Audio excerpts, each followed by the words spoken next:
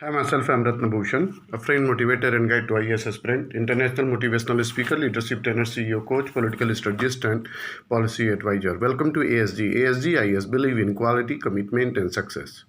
Current Affairs Program, CAP, a comprehensive current for dedicated students. A comprehensive current for dedicated student. Listening is very powerful. Listening is very powerful. It is today 23rd May 2020, 23rd May 2030.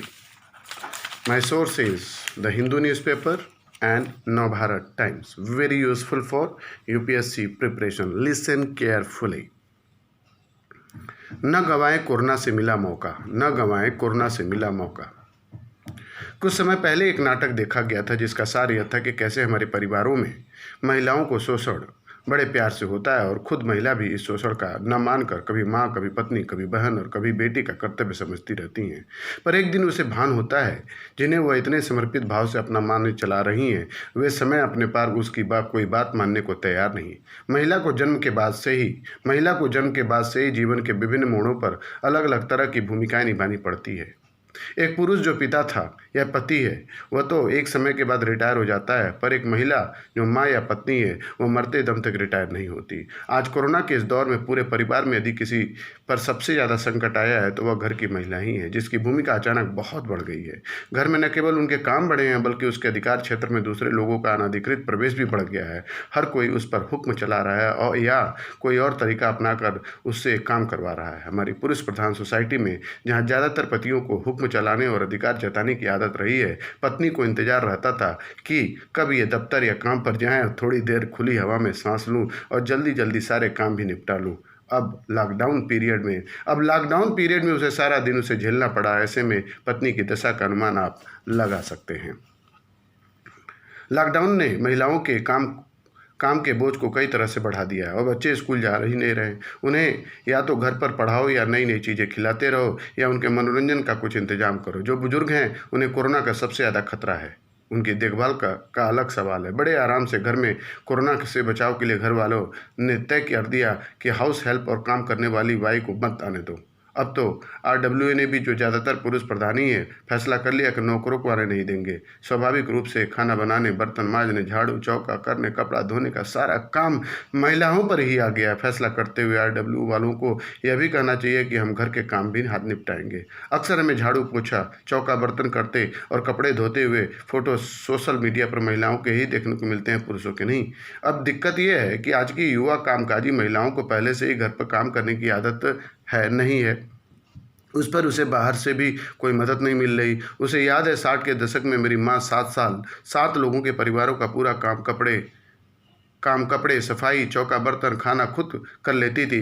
तब महिलाओं को आदत थी। उस समय ज़्यादा नौकर नहीं रखे जाते थे। आजकल तो सामान्य दिनों में भी हफ्ते में 3 दिन स्वाद और आउटिंग के नाम पर बाहर रेस्तरां में खाना खाने का चलन हो गया, क्योंकि आज की युवा गृहिणी के पास न तो समय है और न रसोई में जाने की इच्छा। ऐसे में लॉकडाउन के दौर में उसकी मजबूरियां समझी जा सकती हैं। ऐसे में कितने पति हैं जो काम में उनकी अपनी पत्नी का हाथ बटा रहे हैं। ये रिसर्च का विषय है और रिसर्च किया भी जाना चाहिए।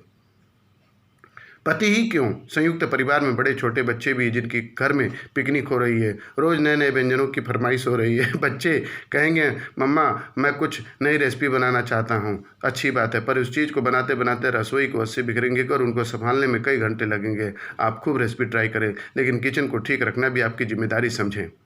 कोरोना में घर के लोग एक कपड़े को दोबारा नहीं पहन सकते। ऐसे में घर के सारे कपड़े धोने और संभालते हुए इस कोरोना संकट को महिलाओं ने सारी व्यस्तता के बावजूद अपनी तरफ झुकाने का प्रयास किया। जिनको खाना बनाना नहीं आता वे आज खाना बनाना सीख रही हैं। महिलाओं का काम भले ही बढ़ गया हो, लेकिन ये नए नए काम, नई नई रेसिपी सिखाने की कोशिश हो रही है और इस आपाधापी में घंटा भर व्यायाम के लिए भी वक्त नहीं निकाल रही हैं।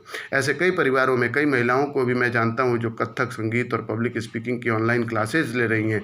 बच्चों को भी प्रेरित कर रही है कि लूडो खेलने और कार्टून फिल्म देखने की जगह कुछ ऑनलाइन कोर्स कर लें। एक रिपोर्ट के अनुसार आज कोरोना संकट के समय जो लोग मेडिकल फील्ड में काम कर रहे हैं उनमें ज़्यादातर महिलाएं हैं जो फ्रंट लाइन में खड़ी हैं। सामान्य दिनों में भी महिलाएं 6 घंटे बिना बिना वेतन के काम करती हैं। दूसरी तरफ हमारी सोसाइटी में लड़कों और पतियों की ऐसी परिभाषा है मानो उसकी दुनिया में भर घर के बाहर ही है। महिलाओं पुरुषों की तुलना में किसी भी संकट से ज़्यादा सतर्क और सक्रिय होती हैं। वे बेहतर प्रबंधक होती हैं और बुरे हालात में भी हिम्मत से परिवार और समाज को संभाले रहती हैं। यह अलग बात है कि जब संकट नहीं रहता तब वे परिवार और समाज दोनों ही में ही फिर से उपेक्षित हो जाती है। कोरोना के इस संकट में उन्होंने कुछ अतिरिक्त जिम्मेदारियों को ग्रहण कर लिया है। उनके दबाव में आकर वे मानसिक रूप से टूट न जाएं, इस पर सिर्फ सोचने के बजाय हम सबको कुछ हाथ पांव चलाने चाहिए। लेखक भारतीय जनता पार्टी के सांसद और पूर्व केंद्रीय मंत्री श्री विजय गोयल जी हैं। बहुत ही अच्छा आर्टिकल आपने लिखा है sir. Next is PM Bengal ने बंगाल के जज्बे को सराहा लेकिन ममता मोदी को घेरा। चक्रवात अम्फान की तबाही के बाद प्रधानमंत्री मोदी शुक्रवार को पश्चिम बंगाल और उड़ीसा पहुंचे। दोनों राज्यों में उन्होंने तूफान प्रभावित इलाकों में हवाई सर्वेक्षण किया। इस दौरान पीएम ने विपक्षी नेता ममता बनर्जी शासित पश्चिम बंगाल की तारीफ की। प्रधानमंत्री ने कहा इस समय 2 चुनौतियां एक साथ आई हैं, एक कोरोना और दूसरी तूफान अम्फान। पश्चिम बंगाल इन दोनों चुनौतियों के विरोधाभासों का खूबी सामना कर रहा है। प्रधानमंत्री मोदी ने पश्चिम बंगाल को 1000 करोड़ तो उड़ीसा को 500 करोड़ रुपए की सहायता राशि देने का ऐलान किया।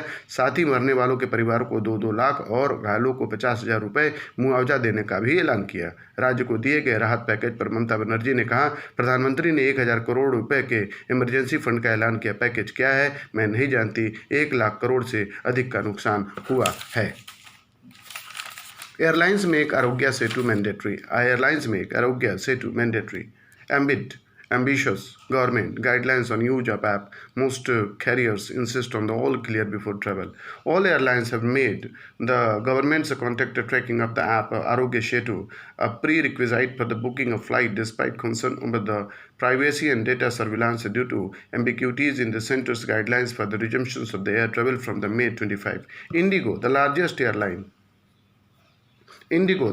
airline in the country, which will operate 450 flights to begin with, requires passenger to download the Arogya Setu app on your phone to be able to fly. Additionally, the passenger will also have to fill online health declaration before being issued the online board pass, the carrier said on the mail to customers. Vistara, SpiceJet and Air India also announced similar measures. All airlines bearing Go Air have opened flight bookings. So thank you very much to watch my program. I would like to request you please listen again and again. A comprehensive current for dedicated student.